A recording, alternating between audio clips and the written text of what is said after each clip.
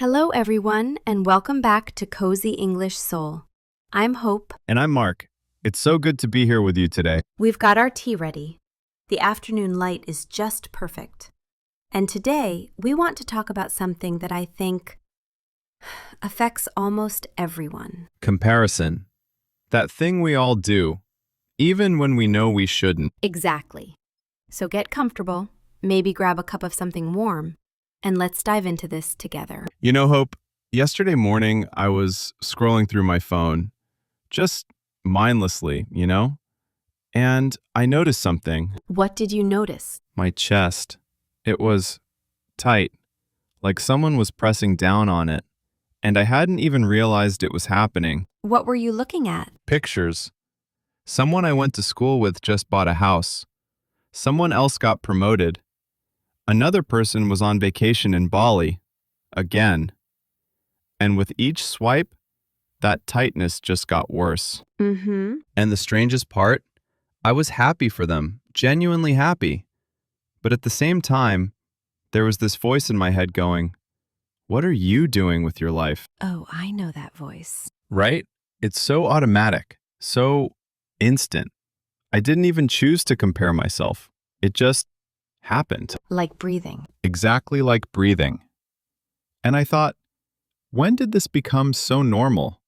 When did we start measuring our worth by what everyone else is doing? And that's what I want to talk about today. Because I think we're all doing this, more than we realize. Let me tell you about something that happened last month. It was a Tuesday evening, around 7 p.m. I remember because the sun was just starting to set. Where were you? At my desk. I'd just finished a project, something I'd been working on for weeks, and I felt nothing. Nothing? Well, not nothing exactly. More like emptiness. Like I'd climbed a mountain, reached the top, and then realized there was nothing there for me.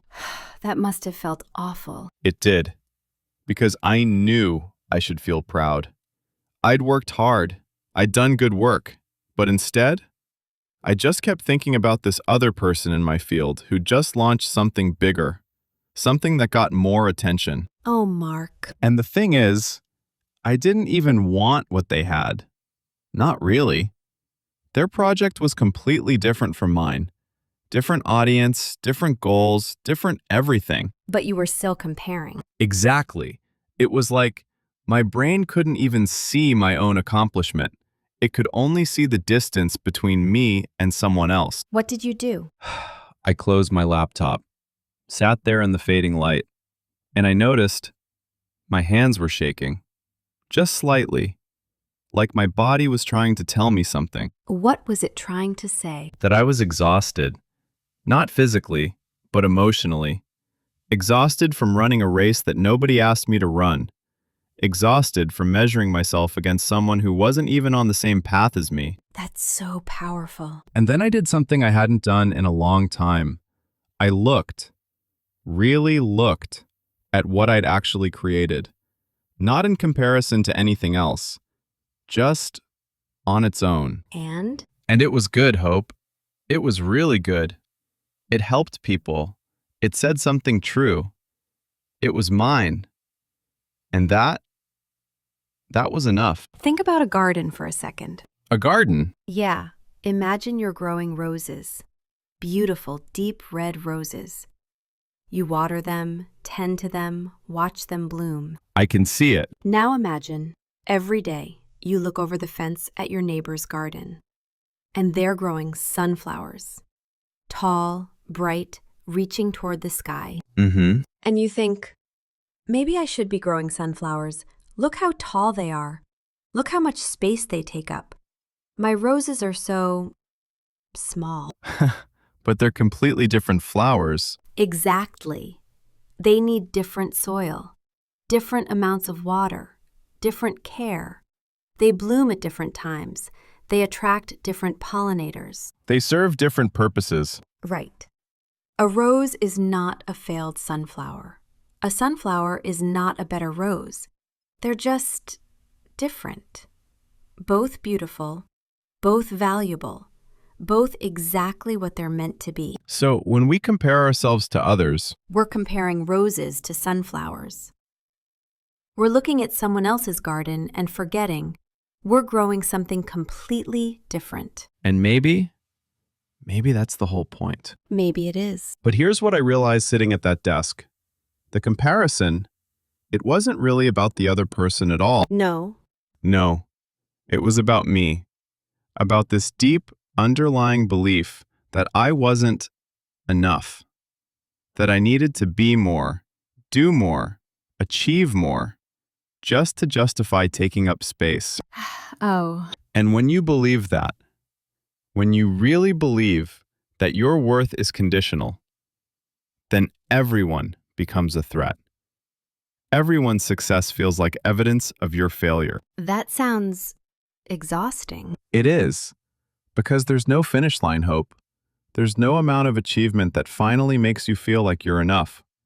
Because the problem isn't what you're doing, it's what you believe about yourself. So what changed for you? I had to make a choice, a really conscious, deliberate choice, to stop, just stop, using other people as a measuring stick for my life. How do you do that? First, I had to notice when I was doing it, which was hard because it was so automatic. But I started paying attention to that tightness in my chest, that voice in my head. And those physical cues. Exactly. And when I noticed them, instead of pushing them away or judging myself for feeling them, I just acknowledged them. Oh, I'm comparing again. Without making it mean something about you. Right. Not, I'm comparing again, what's wrong with me? Just, oh, there it is. That's happening. That's actually really compassionate. It had to be. Because beating myself up for comparing, that's just another form of comparison.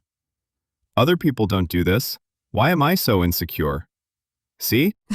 It's comparison all the way down. Exactly. It never ends unless you consciously step off the ride. Okay, so you notice it. Then what? Then, I redirect. I ask myself a different question. Not how do I measure up, but what do I actually want?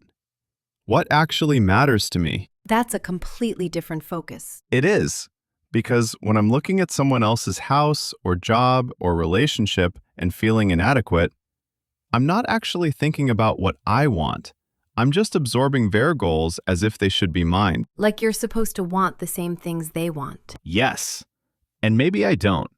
Maybe their path is perfect for them and completely wrong for me. But I'll never know that if I'm too busy comparing. So comparison, it actually disconnects you from yourself. That's it exactly, Hope. It takes you out of your own life and puts you in this weird, abstract competition that doesn't even exist. I want to share something too. Something that happened to me recently. Please do. It was about 3 weeks ago. I was at a coffee shop. You know, the one on the corner with the big windows? The one with the good pastries? Yes, that one. I was sitting there with my notebook trying to write, and across from me was this woman, probably around my age. Mm-hmm. And she was just glowing.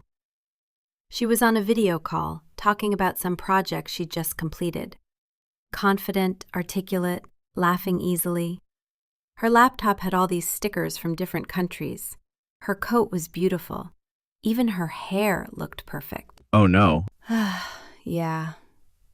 And I looked down at my notebook, at the 3 sentences I'd managed to write in an hour, and I just felt small. Small. Like I was playing at being creative, while she was actually being creative. Like she'd figured out some secret I didn't have access to. What did that feel like in your body? My shoulders curled in.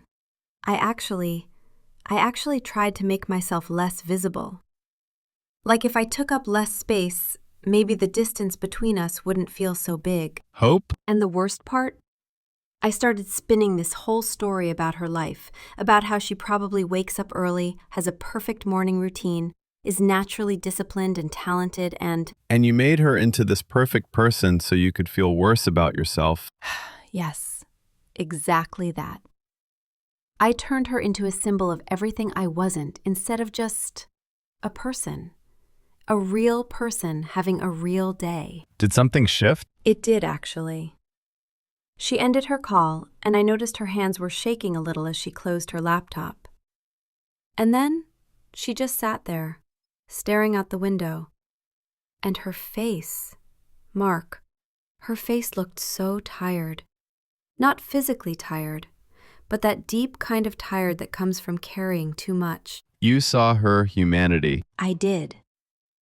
And suddenly all my assumptions just dissolved.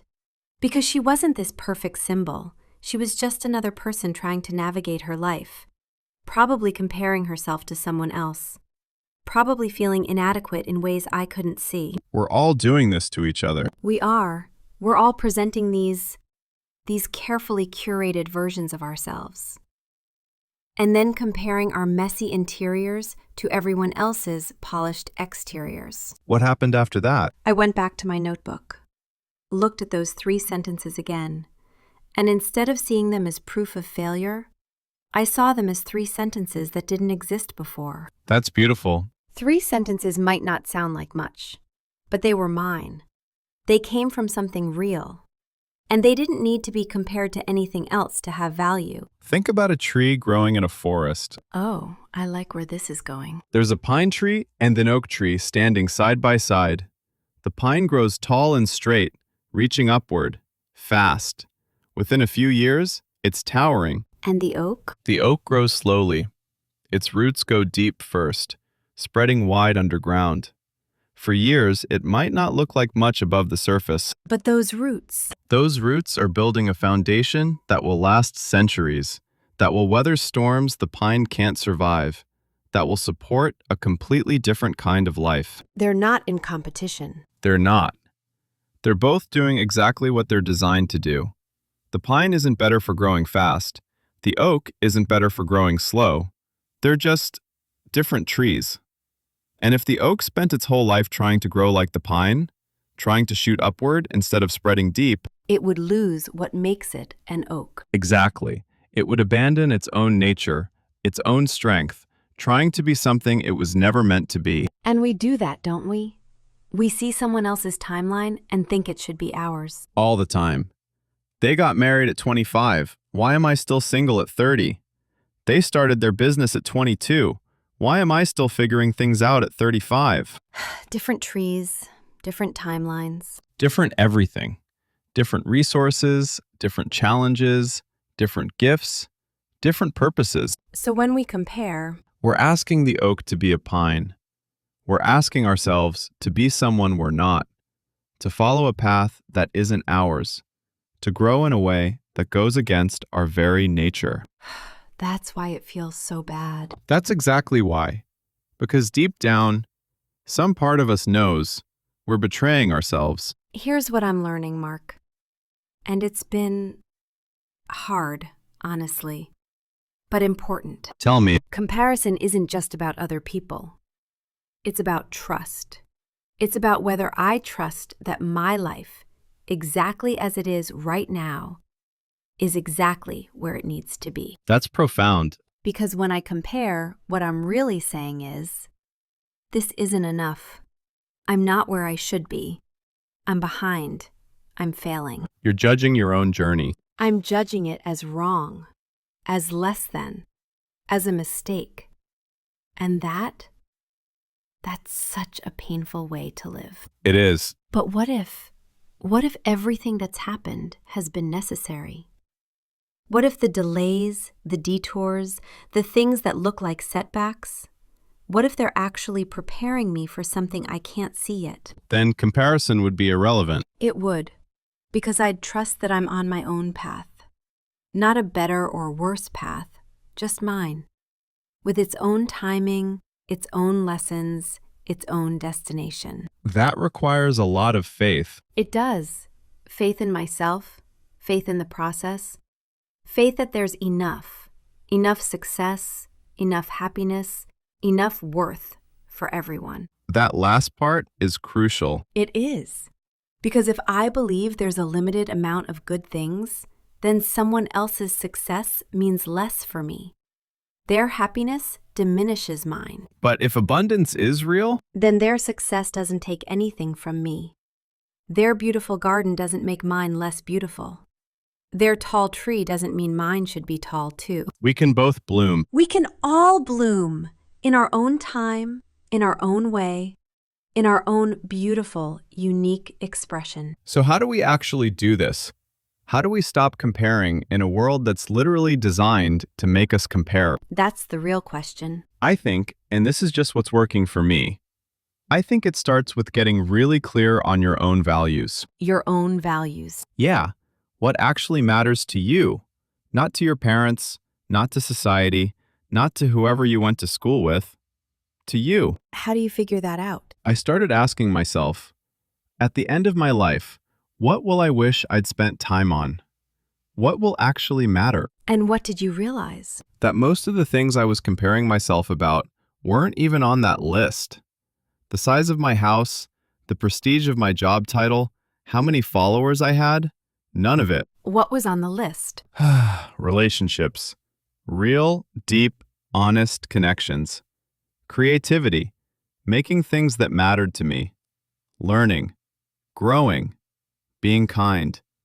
Being present. Things that can't really be compared. Exactly. How do you compare presence? How do you measure kindness? You can't. These things exist outside the comparison game entirely. So you redirected your energy. I'm trying to. Instead of asking, am I as successful as them? I ask, am I living according to my values today? That's a completely different scoreboard. It is. And the beautiful thing? I'm the only one keeping score. Nobody else's achievements even factor in. I love that. It's not perfect. I still catch myself comparing. But now, there's a pause. A moment where I can choose differently. And what do you choose? To come back home. To my own life, my own path, my own definition of success. To trust that where I am is exactly where I need to be. That sounds like freedom. Hope. It really is. So if you're listening to this and you've been caught in the comparison trap, we want you to know something. You are not behind. You are not failing. You are not less than. You're on your own timeline, growing your own garden, becoming your own kind of tree. And that is not only okay, it's perfect. The world doesn't need another copy of someone else. It needs you. Your unique perspective, your specific gifts, your particular way of seeing and being. Stop measuring yourself against gardens you'll never grow. Stop trying to be a pine when you're an oak. Stop running races nobody asked you to run. Come back to yourself. Come back to what's real. Come back to what actually matters. Trust your journey. Trust your timing. Trust that you are exactly where you need to be, learning exactly what you need to learn, becoming exactly who you're meant to become. And if that feels hard to believe right now, that's okay too. You don't have to believe it all at once. Just maybe, try it for today. Just for today, stop comparing.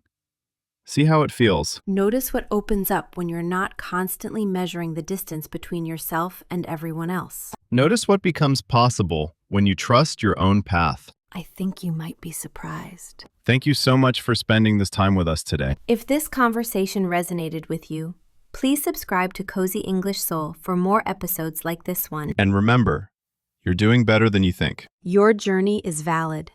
Your pace is perfect.